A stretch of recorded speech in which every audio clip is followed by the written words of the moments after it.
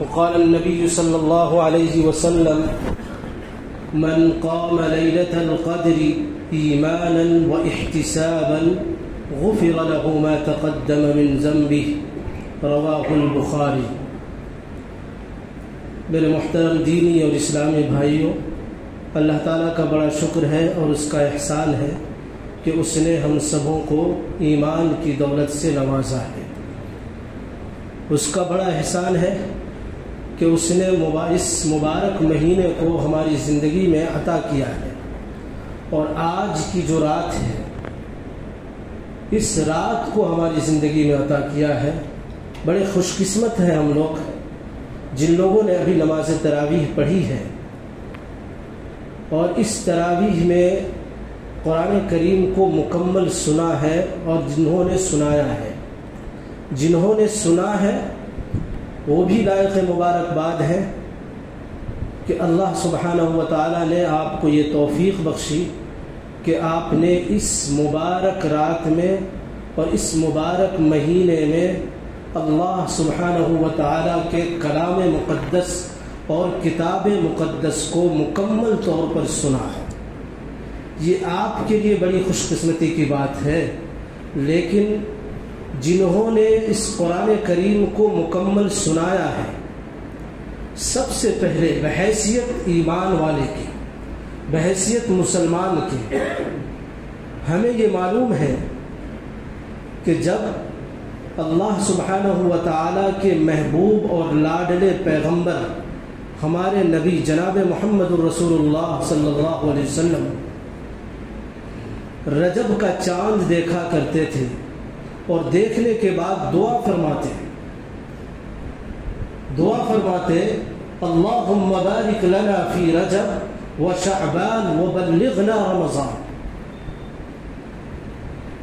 اس سے اندازہ یہ ہوتا ہے کہ اللہ کے رسول صلی اللہ علیہ وسلم کے نزدیک آپ کے دل میں اس مبارک مہینے کی کتنی محبت تھی اور کتنی قدر تھی۔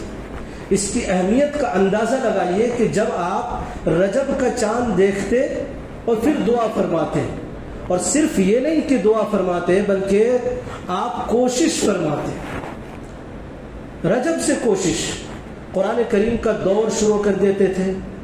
پھر جب شعبان کا مہینہ شروع ہوتا تو شعبان کے مہینے میں کثرت سے روزہ رکھتے تھے اور اخیر دنوں میں چھوڑ دیا کرتے تھے۔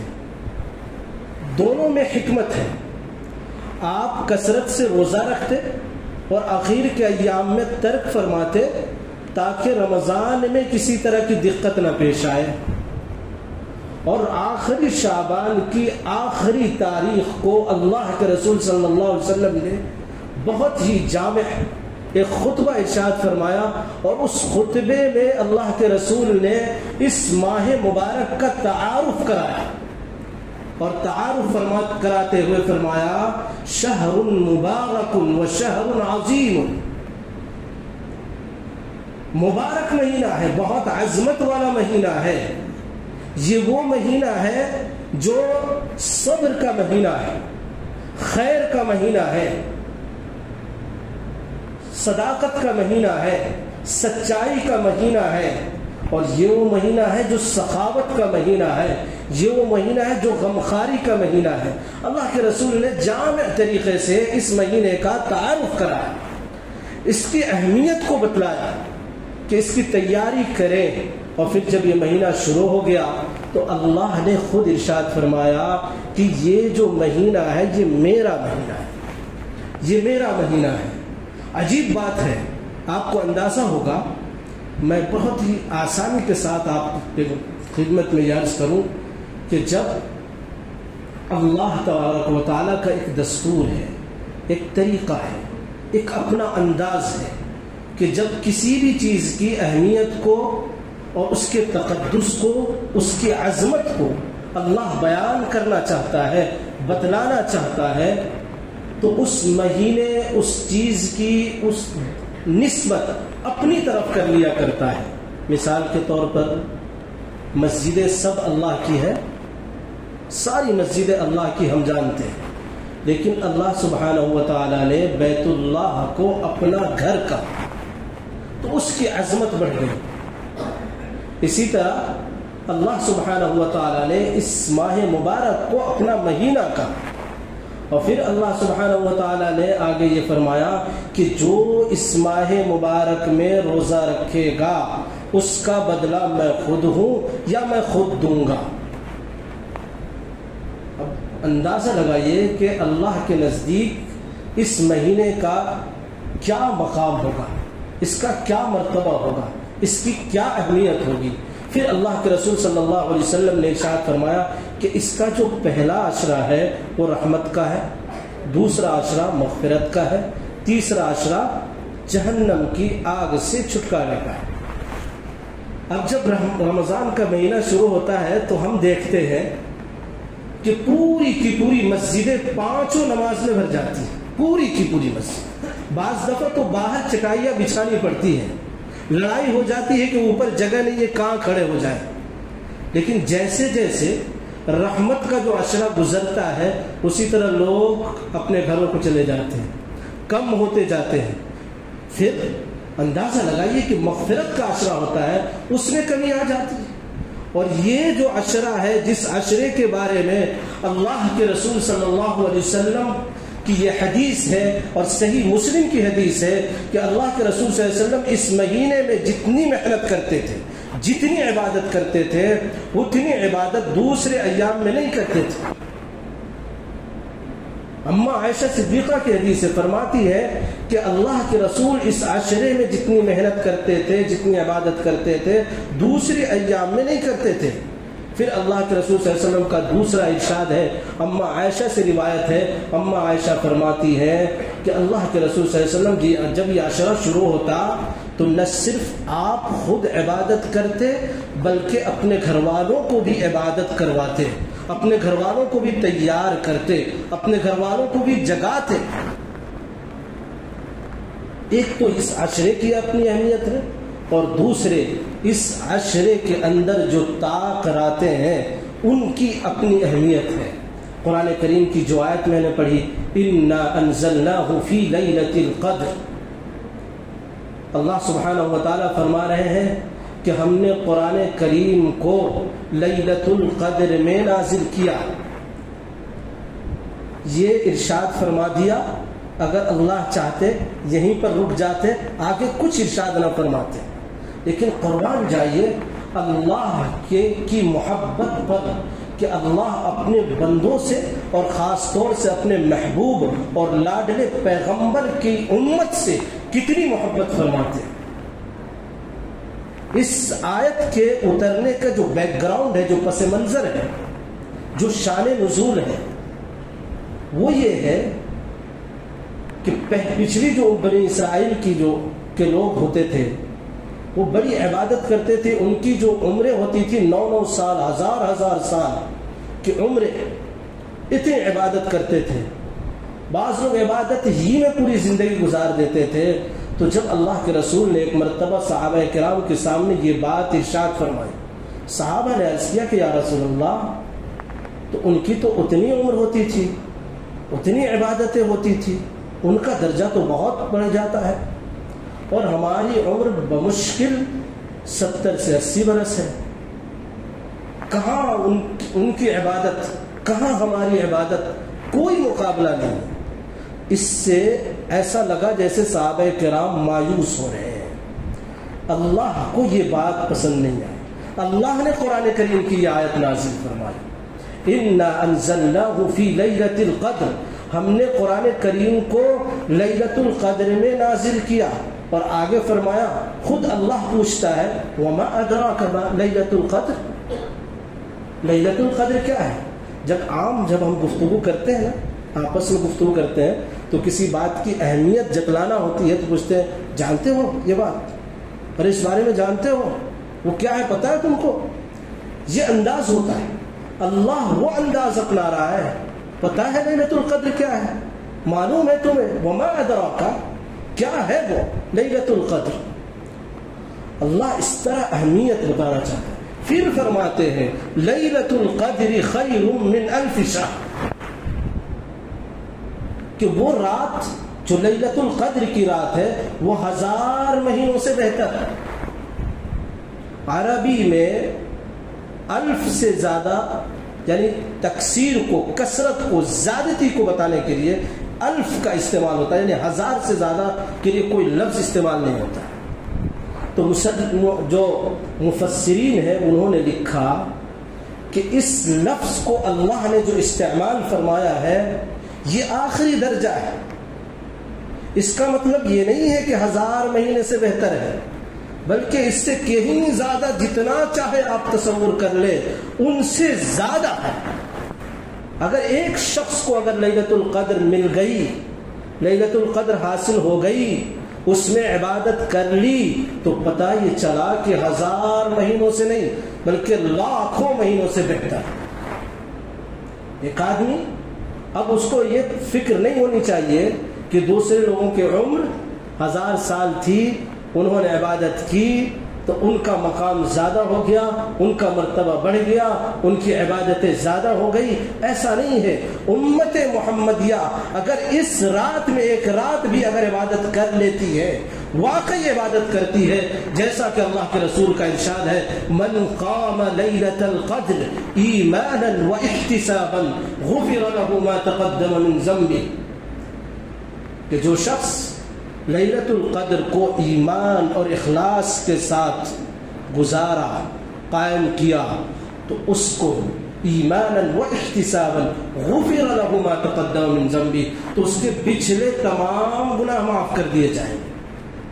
اللہ، اندازہ لگائیے. لیکن اب جب ہم آخری اشرا میں نظر دوڑاتے ہیں تو عجیب بدقسمتی ہے. بدقسمتی کہی کہ جیسے ہی آخری اشرا شروع ہوتا ہے ویسے ہی ہماری مارکیٹنگ شروع ہوتی ہے، ہماری شاپنگ شروع ہوتی ہے. پورے رمضان سے پہلے نہیں کرتے، رمضان کے پہلے عشرے میں نہیں کرتے، رمضان کے دوسرا عشرہ گزر جاتا ہے، شاپنگ نہیں ہوتی. شروعات آخری عشرے سے ہوتی ہے، جس عشرے کی اتنی اہمیت ہے، جس کا اتنا اہتمام اللہ کے رسول نے فرمایا، اپنے گھر والوں کو جگایا ہے. پھر ہماری بدقسمتی نہیں تو اور کیا ہے. اس لیے ہمیں یہ چاہیے کہ ہماری زندگی میں اللہ نے یہ ایام دیا ہے اور یہ عشرہ دیا ہے، تو اس کو ہم دونوں ہاتھوں سے لیں، خوب عبادت کریں، خوب عبادت کریں. کیوں؟ اس لیے کہ اللہ کے رسول صلی اللہ علیہ وسلم کا ارشاد ہے. ایک ارشاد تو وہ ہے جس کے بارے میں یہ کہ جو شخص رمضان کا مہینہ پائے اور اپنے آپ کو بخشوا نہ پائے، اس سے بڑا بدقسمت کوئی نہیں ہے. پتہ آپ کو اس کی اہمیت کا؟ کہاں یہ بات ہو رہی ہے؟ اس سے بڑا بدقسمت کون ہو سکتا ہے؟ ہماری زندگی میں یہ مہینہ آ گیا اور ہم نے اگر اللہ سے اپنے آپ کو نہیں بخشوایا تو پھر ہم سے محروم القسمت کوئی نہیں. جہاں یہ حدیث میں یہ بات آئی ہے وہی ایک بات ہے جو میں آپ سے بیان کرنا چاہتا ہوں، آپ کی خدمت میں رکھنا چاہتا ہوں. آج کے اس تکمیل قرآن کے موقع سے آپ اس کو لے کر جائیں، اپنی زندگی میں ذرا دیکھیے، اس پر عمل کیجیے. آج میں جہاں بیٹھتا ہوں دارالقضا میں، تو دارالقضا میں کیسز آتے ہیں، مقدمات آتے ہیں، روز ایک کیس سنتا ہوں. اس میں ایک بوڑھا شخص آیا، روتا ہوا، بلکتا ہوا، سسکتا ہوا، بیٹھا میرے سامنے. ایک بوڑھا ہے، 70 سال کی عمر ہوگی، وہ میرے سامنے بیٹھ کر رو رہا ہے. جب وہ رو لیا تب میں نے پوچھا، چچا آپ بتائیں کہ معاملہ کیا ہے، کیوں آئے میرے یہاں؟ انہوں نے کہا کہ میرا بیٹا میرا خیال نہیں رکھتا، اپنی بیوی کے ساتھ الگ رہتا ہے. ان کی بات سننے کے بعد ان کو میں نے ٹائم دیا، ٹائم پہ ان کے بیٹے کو بلایا، دونوں کو سامنے بیٹھایا، دونوں کی بات سنا. اس واقعے میں 2 پیغام میں دینا چاہتا ہوں.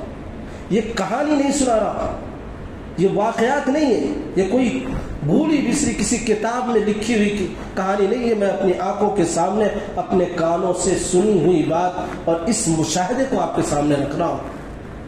جب ان کے بیٹے سے پوچھا تو پتہ یہ چلا، انہوں نے بتایا کہ قاضی صاحب ایسا ہے کہ جب میں پڑھ رہا تھا تو انہوں نے پڑھنے نہیں دیا. جب میں پڑھائی کرنا چاہتا تھا تو میرا خرچ برداشت نہیں کیا.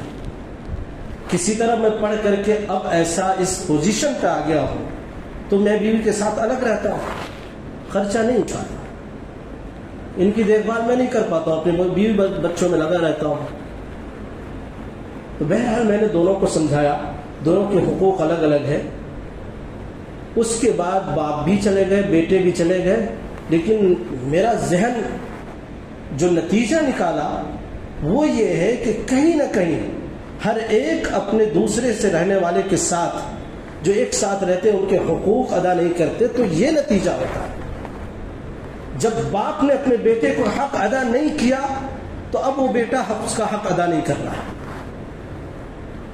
اس واقعے کو سنانے کا مقصد یہ ہے کہ اس رمضان میں اور آج کی اس رات میں, ابھی جب میں مطالعہ کر رہا تھا تو اس میں ایک حدیث آئی, اس میں یہ ہے کہ آج کی رات میں 4 لوگوں کی دعائیں نہیں سنی جاتی, اللہ رد کر دیتا ہے, ان کی دعائیں قبول نہیں کرتا.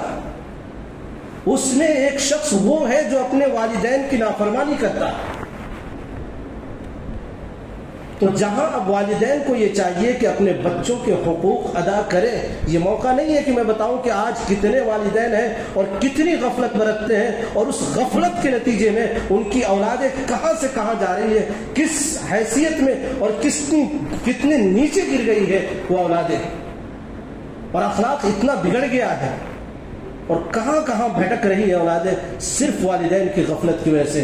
اس کو بیان کرنے کا موقع نہیں, لیکن جو بات میں آج بتانا چاہ رہا ہوں یہ موقع ہے, اور نوجوانوں سے خاص طور سے میں کہنا چاہتا ہوں کہ غنیمت سمجھیے, غنیمت سمجھیے, نعمت ہے والدین, اس سے بڑی دولت اور اس سے بڑی نعمت اپنی زندگی میں کوئی نہیں. اللہ نے قرآن میں جو والدین کا مقام مرتبہ بتایا, اپنے ساتھ والدین کے مقام مرتبہ کو بتایا, اور فرمایا کہ دنیا کا کوئی بھی اولاد اپنے والدین کی خدمت کر کے ان کا حق ادا نہیں کر سکتا.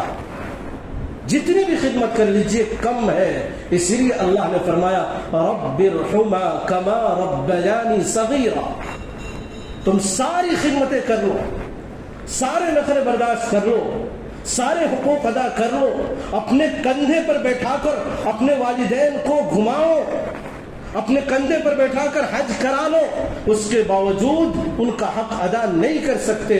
اسی لیے اللہ نے کہا کہ دعا کرتے رہو رب ارحمھا کما ربیانی صغیرا. تو آج کی رات اس شخص کی دعا قبول نہیں ہوتی جو اپنے والدین کی نافرمانی کرتے ہیں.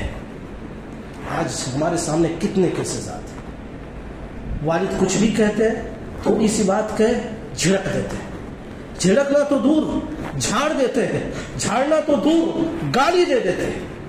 وہ ماں جس نے پیدا کیا ہے اس ماں کو گالی دیتے ہیں.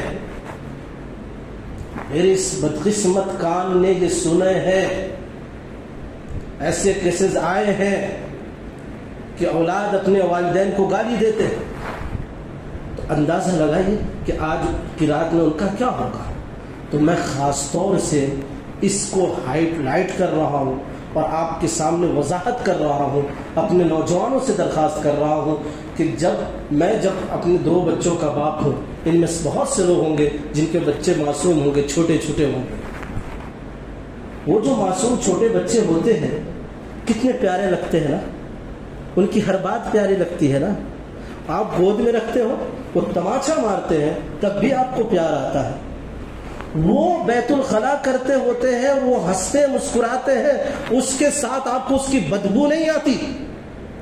ان بچوں کے ساتھ کھیلتے ہیں, ان کو بہلاتے ہیں, وہ جو ضد کرتے ہیں اس کو پوری کرنے کی اپنی استطاعت کے مطابق ہر باپ کوشش کرتا ہے, ہر باپ کوشش کرتا ہے, چاہے وہ غریب ہو. اس لیے میں یہ کہا کرتا ہوں, چھوٹا سا آدمی ہوں, میں یہ کہا کرتا ہوں کہ ہر باپ کے لیے ہر وہ اولاد ابراہیم کے لیے اسماعیل کی طرح ہے. ہر باپ ابراہیم کا کردار ادا کرتا.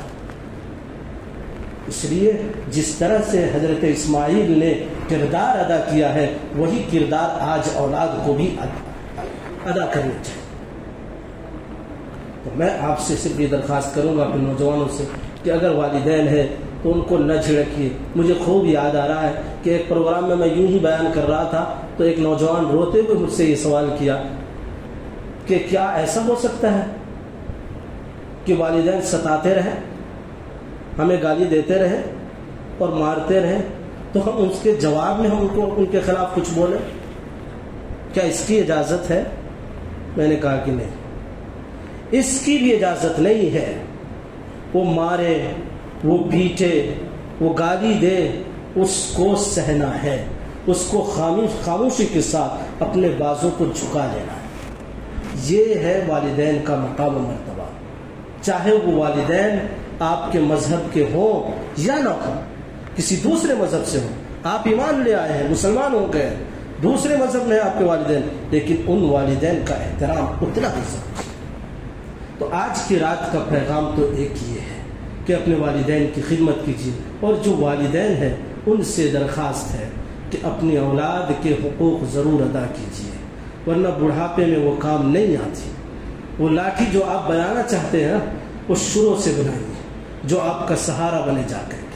ان کو اسی طرح تیار کیجیے جس طرح ایک لٹ, آج تو لٹ کا زمانہ نہیں, لیکن جب زمانہ ہوتا تھا تو اس کو کتنا سنوارا جاتا تھا, کتنے تیل پلائے جاتے تھے کہ وہ کام آئے. آج اولاد ہے, میں بہت درد کے ساتھ یہ بیان کر رہا ہوں کہ چھوٹے چھوٹے 8 سال 10 سال کے بچے اسکول جاتے ہیں اور وہ والدین ہیں موجود جو ان کو ناشتہ بنا کر نہیں دیتے, ان کو اسکول چھوڑنے نہیں جاتے. وہ بچے جب جاتے ہیں پیسے دے دیتے ہیں بمشکل 10 روپے 20 روپے, وہ بچہ جاتا ہے اس پیسے کو غلط استعمال کر لیتا ہے انجانے میں بھی.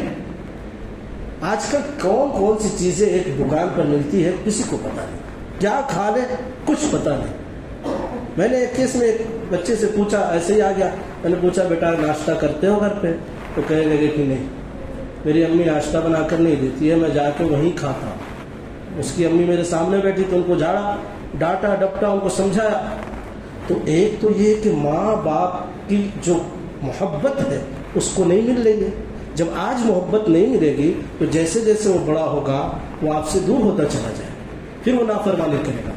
تو جو والدین ہیں ان کو چاہیے کہ اپنے بچوں کے حقوق کو ادا کرے, اور جو اولاد ہے ان پر تو ضروری ہے کہ وہ ہر ممکن کوشش کرے کہ اپنے والدین ناراض نہ ہوں. ایک بات. دوسری بات یہ کہ آج کی جو رات ہے بڑی اہم رات ہے, جس رات میں اللہ سبحانہ و تعالیٰ کے فرشتے آتے ہیں. حضرت جبرائیل فرشتوں کی جماعت کے ساتھ آتے ہیں, اور جب آتے ہیں تو روایت ہے, بیہقی کی روایت ہے کہ جب وہ آتے ہیں تو دیکھتے ہیں کہ کون لوگ عبادت میں, ان پر سلامتی بھیجتے ہیں, ان کے لیے دعائیں کرتے ہیں, اور ایک روایت کے مطابق جب فرشتے آتے ہیں تو مصافحہ بھی کرتے ہیں. اب یہاں پر سوچئے کہ اگر آج ہم ہیں اور عبادت نہیں کر رہے ہیں, کسی اور کام میں مشغول ہیں, تو ہم سے بڑا بدقسمت کون ہوگا؟ حضرت جبرائیل آ کر چلے جائیں گے اور جو رپورٹ پیش کریں گے اللہ کے سامنے وہ کیا ہوگا. دوسری بات یہ ہے کہ اسی رات میں تنزل الملائکۃ والروح فیہا بإذن ربہم من کل امر. فرشتے جو نازل ہوتے ہیں ایک روایت کے مطابق اس رات میں وہ تمام چیزوں کا اللہ فیصلہ کر کے فرشتوں کو دے دیتے ہیں نافذ کرنے کے. مان لیجیے آپ کی قسمت میں کتنی روزی ہے اس کا فیصلہ ہو گیا, کتنی اولاد ملنی ہے اس کا فیصلہ ہو گیا, تو اس فیصلے کو نافذ کرنا شروع کرتے ہیں اور اس کے لیے وہ اترتے ہیں. اس لیے آج کی رات اور آنے والی ایک اور رات, جو راتیں باقی ہے طاق راتیں, اس کے اندر ہمیں چاہیے کہ ہم خوب عبادت کریں, اللہ کے سامنے گڑ گڑائے, اللہ کے سامنے روئے, اللہ سے دعائیں مغفرت کرے, کیونکہ اللہ سبحانہ و تعالیٰ آواز لگاتا ہے کہ ہے کوئی جو بخشش چاہنے والا ہو بخش دوں, ہے کوئی روزی چاہنے والا ہو جس کو روزی دوں. آج کتنے نوجوان ہیں جو در در کی ٹھوکریں کھاتے ہیں, بھٹکتے ہیں, ان کے پاس کوئی کام نہیں ہے, روزگار نہیں ہے, وہ بھٹکتے ہیں, اور جب گھر پر آتے ہیں تو ان کی بیوی بھی بد دعا دیتی ہے, ان کی ماں بھی بد دعا دیتی ہے, وہ ماں جنہوں نے اپنے گود میں پالا ہے وہ بھی بد دعا دیتی ہے. اس لیے چاہیے کہ نوجوانوں کو آج کی رات میں اللہ سے مانگے. آج روزی اللہ دینے والا, وہ اعلان ہوگا تو اس اعلان کا فائدہ اٹھائیے. یہ آفر ہے, اس آفر کا فائدہ اٹھائیے اور اللہ سے مانگ لیجئے, اللہ ضرور دے گا. اس لیے آج کی رات ہے یا اور طاق راتیں ہیں, ان میں جگیے. جو راتیں گزر گئی غفلت میں گزر گئی اس کے لیے توبہ کیجئے, اور جو راتیں اللہ ہمیں عطا کر رہا ہے اس کو غنیمت سمجھ کر اس سے فائدہ اٹھائیں. آج قرآن کریم کی تکمیل ہوئی, وقت بہت کم ہے, اس لیے قرآن کریم پر بہت زیادہ گفتگو نہیں, صرف ایک مثال دوں گا, اس سے اندازہ لگا لیجئے اور عمل کیجئے. قرآن کریم جنہوں نے سنایا ان کا ایک بہت بڑا مقام و مرتبہ ہے. آپ نے بارہا سنا ہوگا علماء سے. آج ہم میں جتنے لوگ بیٹھے ہیں ان کے بچے اسکول میں, کالج میں یا کسی بھی کمپٹیشن میں جب نمبر لاتے ہیں اور اچھی پوزیشن حاصل کرتے ہیں اور ان کو اسٹیج پر بیٹھا کر نوازا جاتا ہے, ایوارڈ دیا جاتا ہے, تو بعض دفعہ جب آپ دیکھیں گے تو جن کے بچوں کو دیا جاتا ہے چاہے وہ غلط ہو یا صحیح ہو, ڈانس کمپٹیشن میں بھی اگر کسی کا بچہ پوزیشن لاتا ہے اور اس کو جب ایوارڈ دیا جاتا ہے تو ان کے والدین کی آنکھوں سے خوشی کے آنسو جھلک جاتے ہیں, فخر محسوس کرتے ہیں.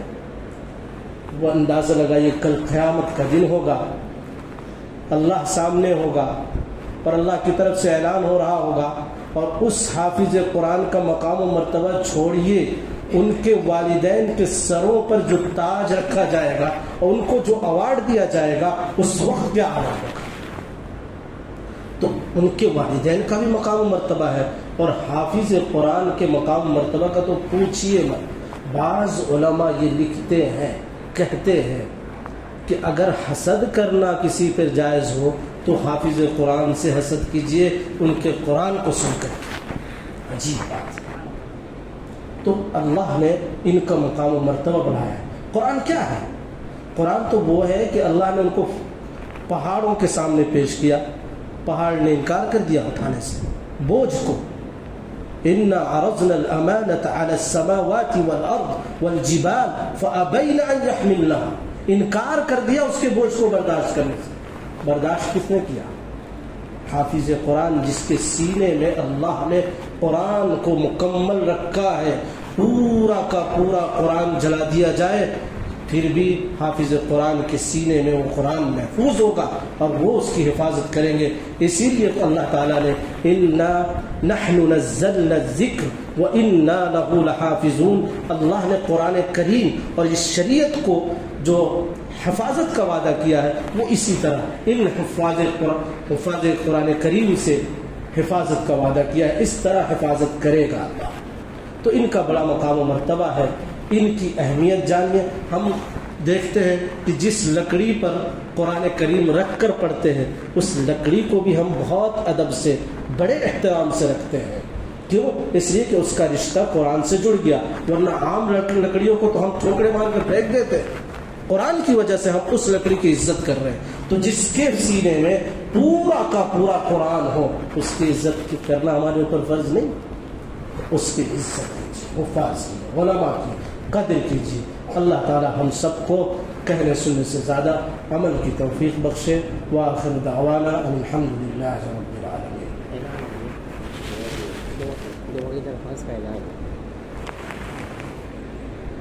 یہ حافظ انصار کے چھوٹے بھائی ابو العاص صاحب کے چھوٹے لڑکے ابو ذر کا ایکسیڈنٹ ہو گیا. انا للہ.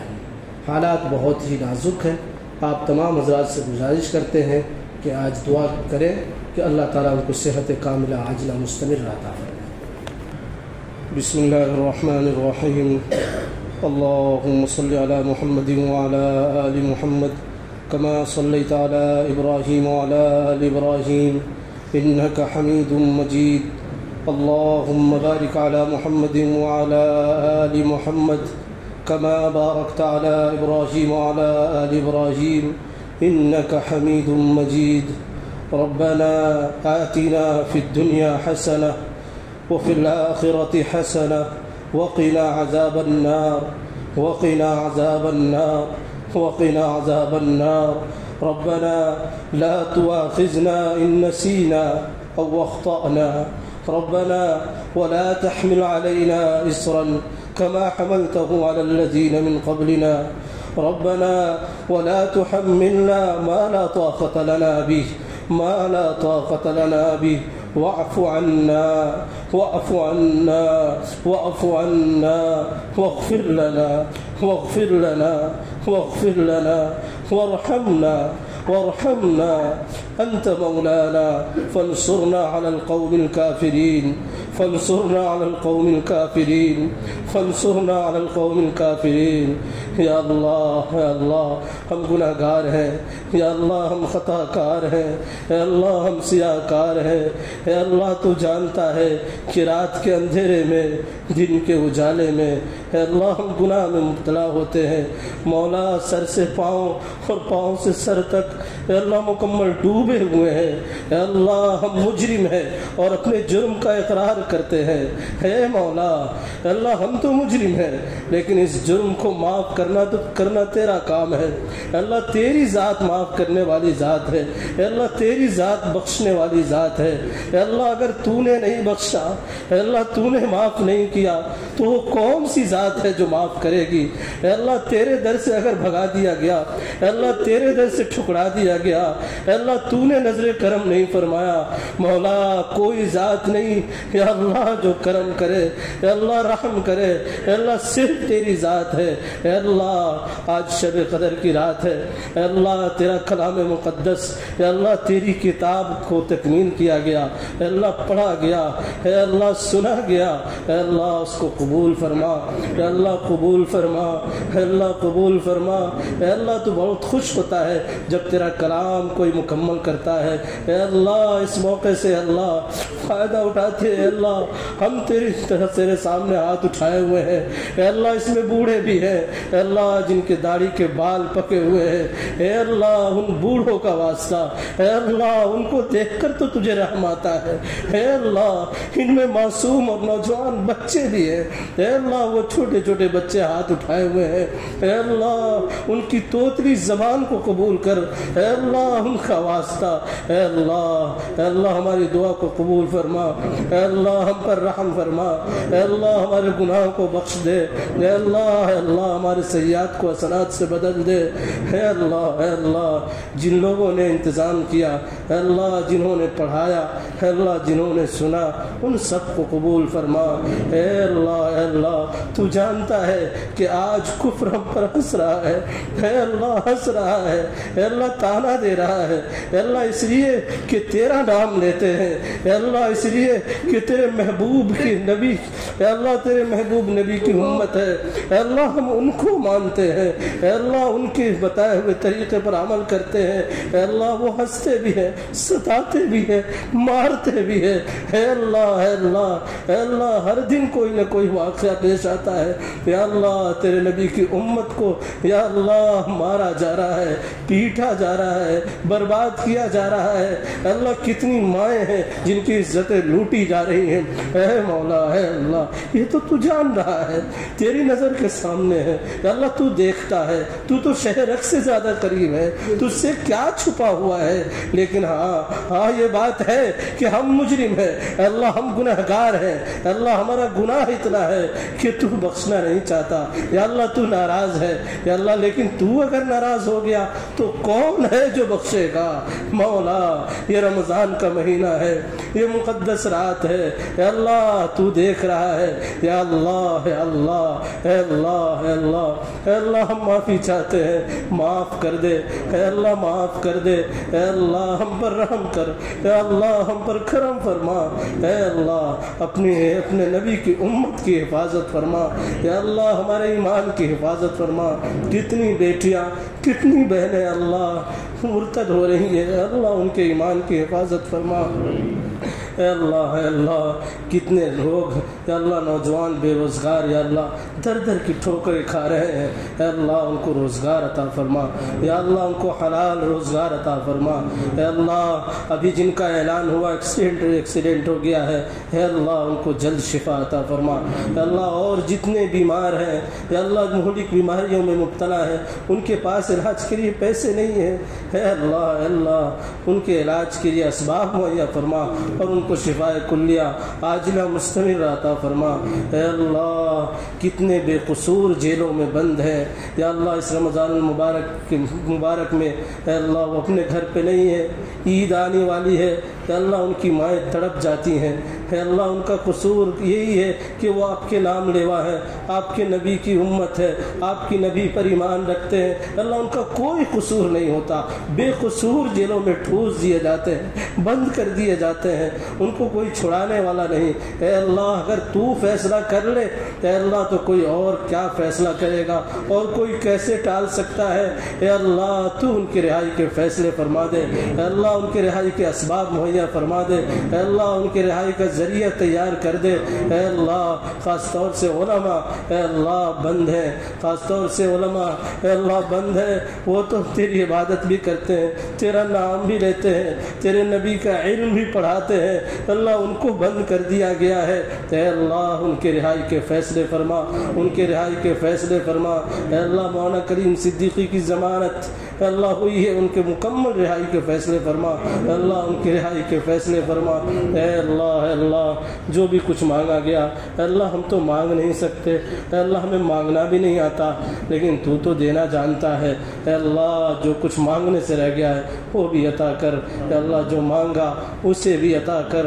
اے مولا تیرے نبی اور لاڈلے محبوب پیغمبر نے جو کچھ خیر کی لائن سے دعائیں کی ہیں اللہ ان میں ہمارا حصہ عطا فرما، اور جن شرور و فتن سے یا اللہ پناہ چاہیے ہم بھی پناہ چاہتے ہیں، ہماری حفاظت فرما۔ اللہ اس ٹوٹی پھوٹی دعا کو محض اپنے فضل و کرم اور اپنے لاڈلے محبوب جناب محمد الرسول اللہ صلی اللہ علیہ وسلم کے صدقہ طفیل قبول فرما۔